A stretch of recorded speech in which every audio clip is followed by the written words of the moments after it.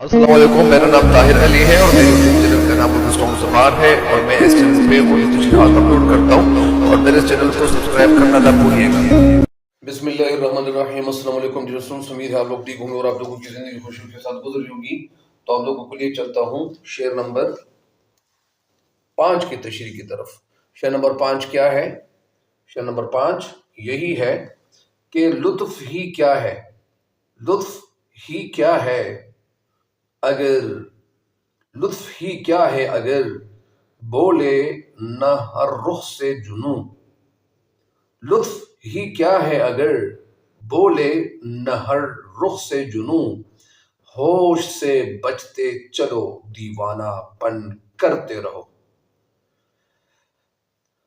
सबसे पहले अल्फाज के मानी की तरफ आप लोगों के लिए चलता हूं कि इस शेर के अंदर जो अल्फाज और मानी है, जो नए अल्फाज हैं, उनकी मानी की तरफ आप लोगों के लिए चलता हूँ। तो इनके मानी साथ साथ आप लोग सुनते जाएं ताकि आसानी हो आपके लिए तशरीह समझने में और शेर समझने में। सबसे पहले अल्फाज की मानी क्या है? लुत्फ की मानी मज़ा, लुत्फ की मानी मज़ा भी है, खुशी भी है और यानी सुकून भी है, लुत्फ भी है, मेहर यानी खुशी भी है, राहत भी है। बहरहाल रुख से मानी, रुख का मतलब क्या है? हर तरफ, रुख के मानी तरफ या सिमत। सीन मीम ते, अगर सीन मीम तो ये लिखा जाए ख्वा तो फिर सिमत के मानी यानी क्या है? वो जहर है, पॉइजन। लेकिन अगर ये सीन मीम ते लिखा जाए तो ये इसके मानी तरफ। जुनून के मानी क्या है? पागलपन, इश्क।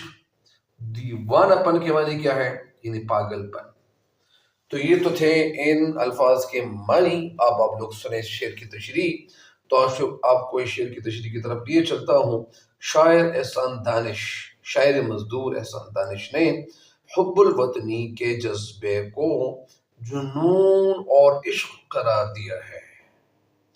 वतन से मोहब्बत में सरशार शायर कहते हैं कि वतन से लगाव और प्यार में इस हद तक जुनून होना चाहिए कि वतन की खातिर अपना सब कुछ कुर्बान कर दिया जाए। मुल्क के लिए मेहनत में इस कदर मगन हो जाओ कि अपना होश न रहे। मुल्क के मफाद की खातिर अपने आप को हर तरफ से वक्फ कर देना चाहिए।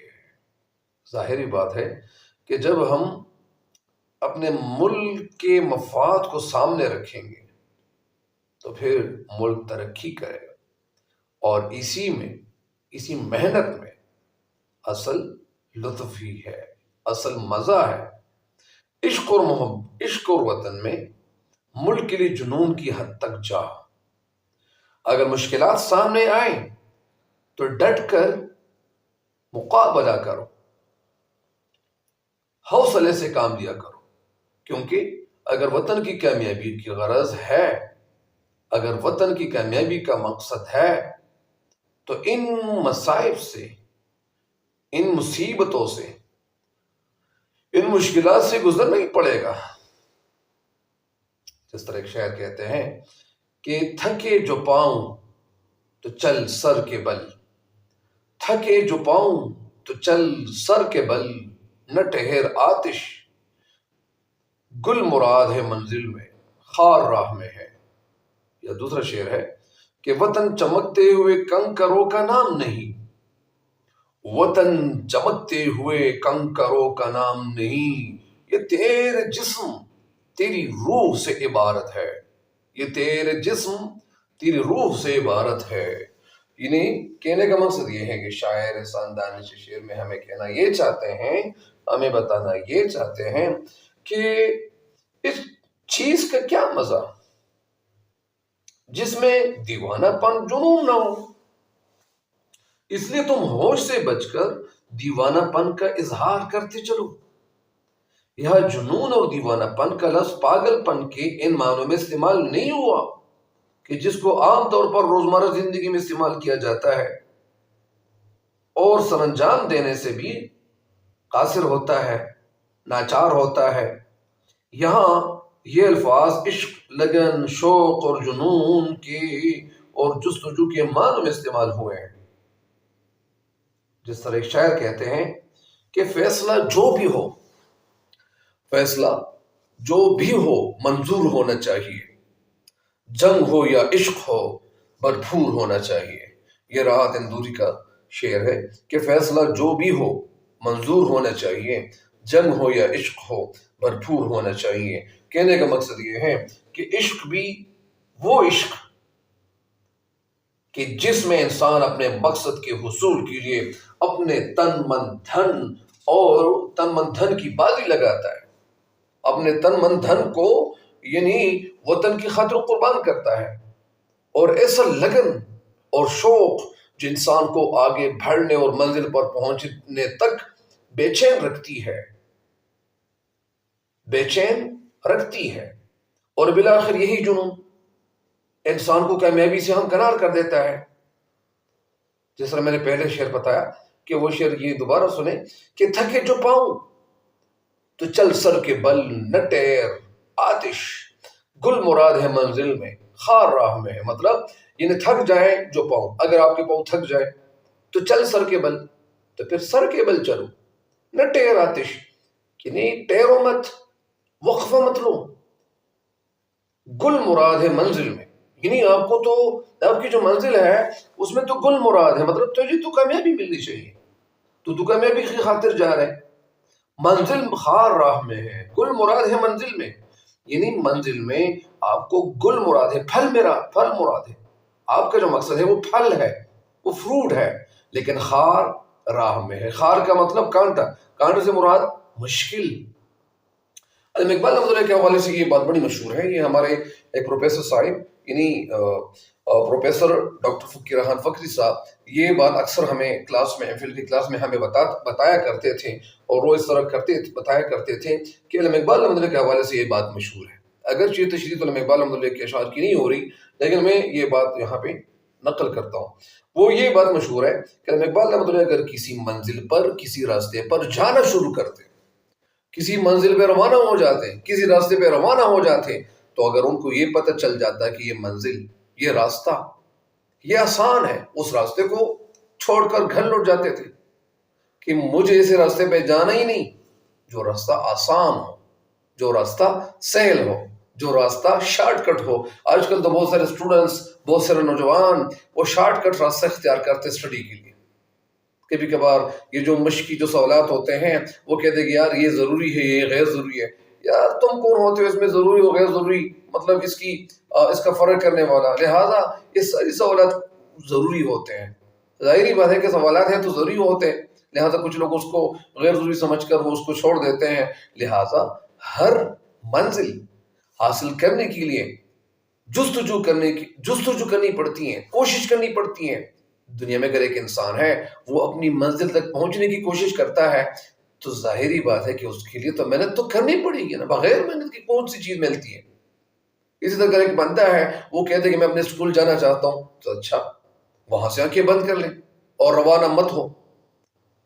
وہ الگ بات ہے کہ گاڑی میں بیٹھ کے آ جائے تو وہ تو ظاہری بات ہے کہ پھر تو پہنچ سکتا ہے، لیکن اگر وہ بندہ اپنے گھر میں اپنے چرپائی پہ، اپنے بیڈ پہ، اپنے فارم پہ پڑھا رہے اور وہ کہتے کہ میں اسکول جا رہا ہوں، اگر وہ 10 لاکھ ٹریلین دفعہ بھی بتائے نا تو وہ اسکول کبھی نہیں پہنچ پائے گا۔ کہنے کا مقصد یہ ہے کہ اسکول جانے کے لیے تو ان کو سفر کرنا پڑے گا، اسکول جانے کے لیے تو ان کو گاڑی میں بیٹھنا پڑے گا یا پیدل آنا پڑے گا، موٹر سائیکل پہ آنا پڑے گا۔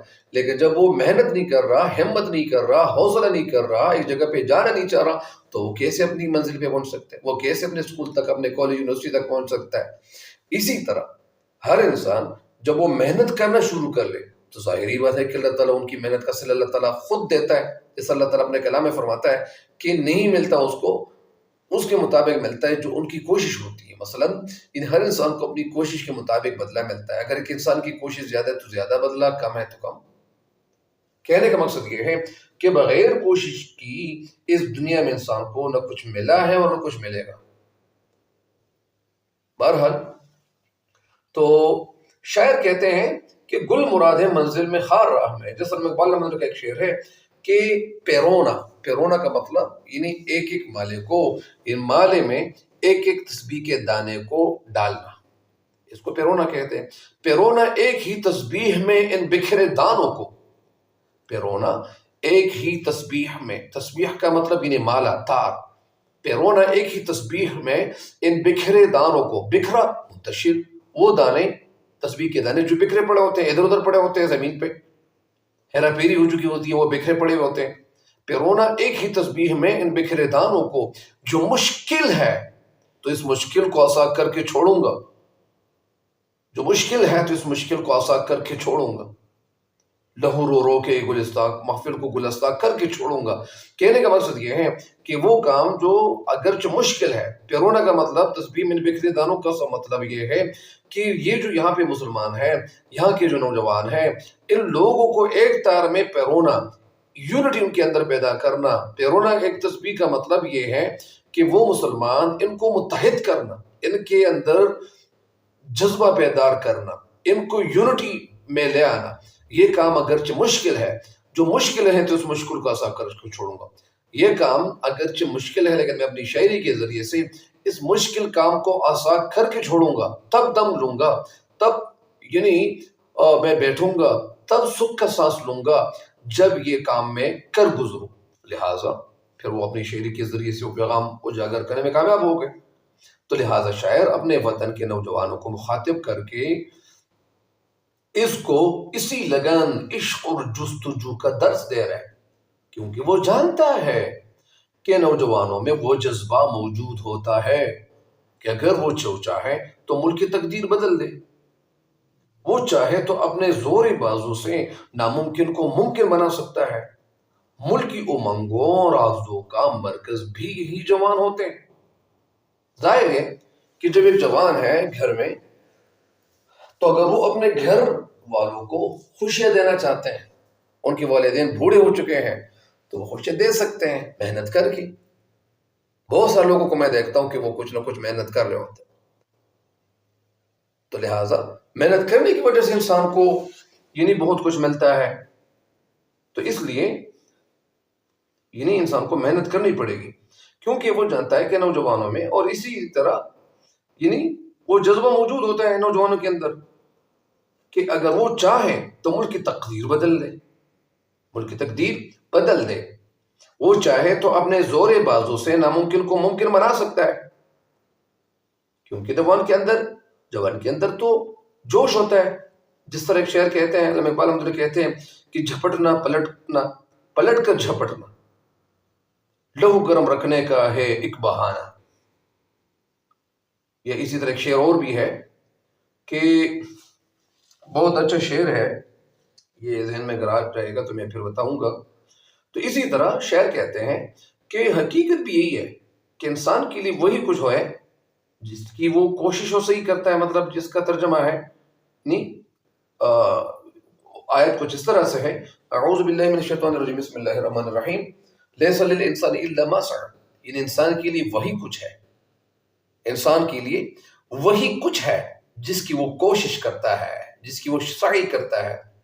بقول شاعر، تیرا ثبات امانت ہے ساری دنیا کی، تیرا ثبات سے با الف تا، تیرا ثبات امانت ہے ساری دنیا کی، تو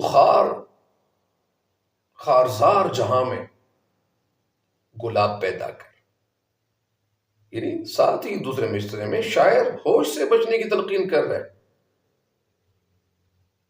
اور روزمرہ زندگی میں انسان دوسرے کو ہوش کے ناخن لینے کا مشورہ دیتا ہے، جبکہ اس شعر میں شاعر ہوش سے بچنے کی تلقین کر رہا ہے۔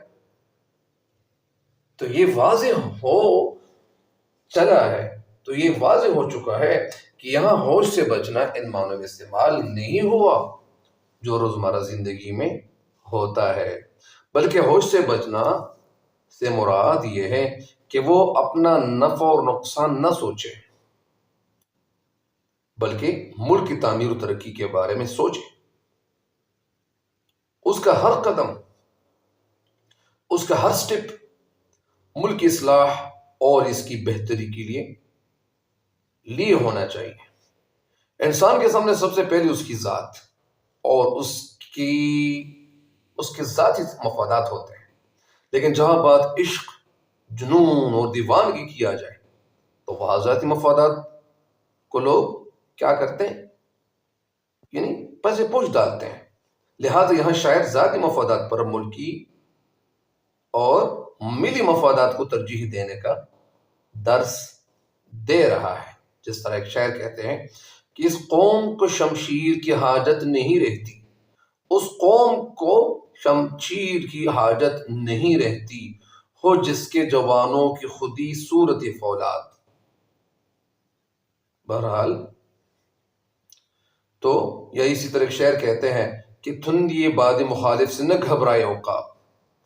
یہ انڈیکیٹ محمد صادق نام ہے، سیالکوٹ سے ان کا تعلق ہے. یہ شعر اصل میں ان کا ہے. یہ کتاب میں پڑھ رہا تھا تو اس میں یہ لکھا ہوا تھا کہ زیادہ تر لوگ کہتے ہیں کہ یہ شعر یعنی علامہ اقبال رحمۃ اللہ کا ہے، لیکن وہ کہہ رہے تھے کہ یہ علامہ اقبال رحمۃ اللہ کا نہیں بلکہ انڈیکیٹ محمد صادق کا ہے. بہرحال وہ کہنا یہ چاہتے کہ تھندی باد مخالف سے نہ گھبرائے عقاب، یہ تو چلتی ہے تجھے اونچا اڑانے کے لیے. بہرحال تو شاعر کہنا یہ چاہتے ہیں کہ لطف اور مزہ ہی اسی بات میں ہے جب ہر طرف جنون اور عشق نظر آئے. یعنی وطن کے جوان وطن کے لیے اپنے جسم اور جان اور ذاتی مفادات سے ہٹ کر وطن کی محبت کے لیے ہر عمل کرے. اس لیے وہ نصیحت بھی کر رہا ہے کہ تم ہوش سے ہٹ کر اپنے جنون، دیوانگی اور عشق کا اظہار کرو، مظاہرہ کرو. ان صلاحیتوں کو بروکار لاؤ، ان صلاحیتوں سے کچھ کام لو تاکہ دشمن پر تیری دھاک بیٹھ جائے، تاکہ دشمن پر تیرا روب بیٹھ جائے.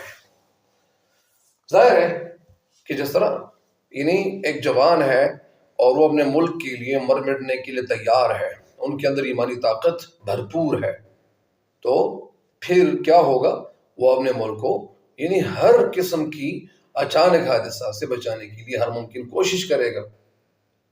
تو جب کوشش کرے گا تو ان کی اس کوشش سے اللہ تعالیٰ اس کو اسی کوشش کے مطابق اس کے ساتھ مدد بھی کرتا ہے، کیونکہ اللہ تعالیٰ یعنی مسلمان کے ساتھ مدد اور نصرت ضرور فرماتا ہے.